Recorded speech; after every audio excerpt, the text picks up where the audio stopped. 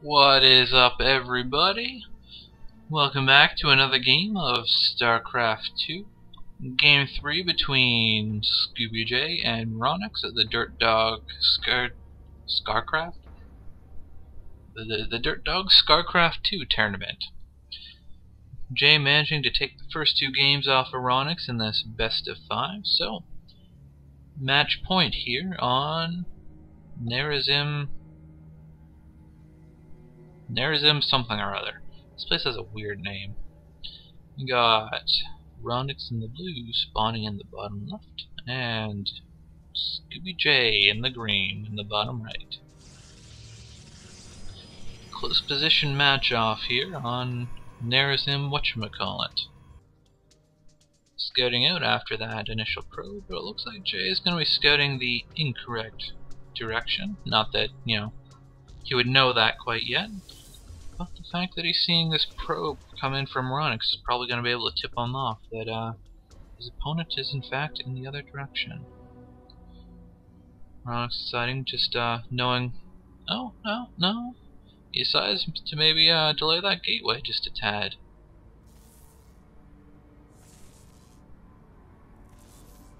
But Jay, keeping a cool head, just sending another pylon. The pylon? Yes, planting down a gateway with this pylon. Oh, when ScoobyJ takes out that probe. I don't know if that was that good of a trade-off, honestly. He lost the probe and he didn't really delay that gateway a whole lot, although he did force it to be placed back here. So if he goes for some aggression early on before Jay is able to block off this ramp sufficiently, that may come into play. Well, this is a pretty small map, ramp, so it's not too hard to block off. Ronix once again going for that forge after his gateway.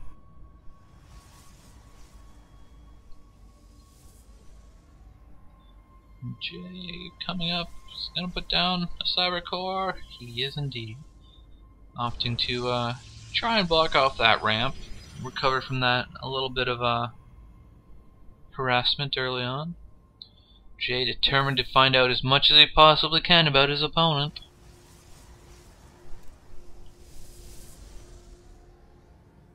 Ronix slightly ahead on probes, which I'm not really sure how, considering he's much higher on chrono energy.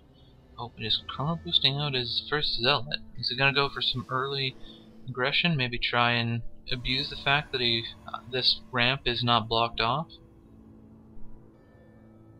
Doesn't look like that's going to be the case. He could do some damage if he managed to do so, though, because Jay does not have any army at the moment, and his zealot is not even being produced. Instead, he is opting to go straight into Warp Gate.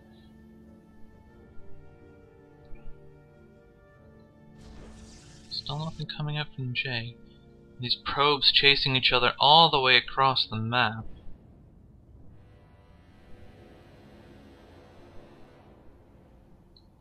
Gateway from Ronix, which sets the score at 2 gateways apiece. It's an odd place for a flower. It almost looks like a mini pylon.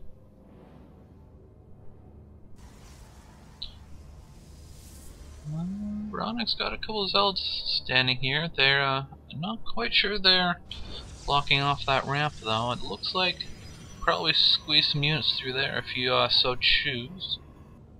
Although Jay doesn't have a whole lot to squeeze through there. He's just now getting up his first stalker. Second one on the way. Warp gate just about done. Ronix yet again not going for that warp gate. Going for the Twilight Council, though. Free Warp Gate into Twilight Council, huh? Jay going for his third gateway and a Robo Facility, going for that 3-gate Robo. It's always a very solid build. He's got Twilight Council of his own down. What is he doing with it?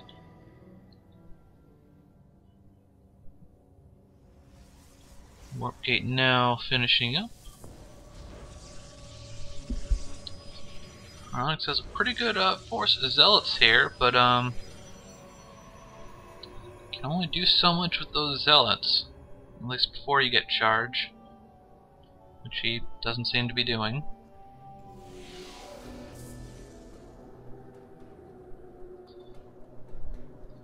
Jay going for the blink, and given that he's got plenty of stalkers, that's probably a good idea.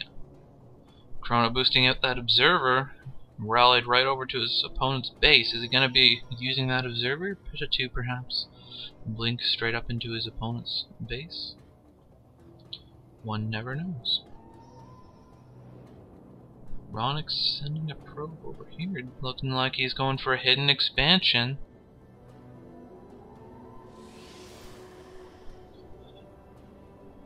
Hidden expansion's not super effective when your opponent's going for blink stalkers, but at this point he probably does not realize that that is what is going on. Actually, he doesn't know a whole lot of anything about his opponent at this point. And the stalkers are moving out. He's got 9 of them. He's expanding behind it. Always a good idea. Yep. Jay's kind of stopping halfway here. He does have a proxy pylon and the watchtower, though.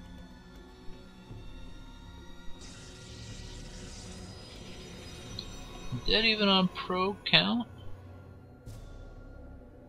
Looks like Ronix has a slightly bigger army, but Zealot Sentry not going to be super effective against those blink stalkers. Blink is indeed done. Does Jay have a forge? And +1 blink stalkers would be make it an exceptionally powerful push. But that doesn't seem to be on the plate today. Jay taking a peek at the upper cliff here. Does nope, it's not on camera. Doesn't look like either side can see each other's observers. Jay catching some sneaky probes going off to scout that hidden expansion, pushing it with that observer. Not that you really push with observers, but Jay managing to use his own observer to deny that scouting. Jay probably realizes there's a base up here now that he caught those probes scouting, but clearly he did not know at the time. Looks like Jay's going to be pushing the front with a couple of zealots, no doubt, just to distract while his main force blinks in from behind. Ronix trying to get this base established. He's only got a couple probes mining it at the moment, though.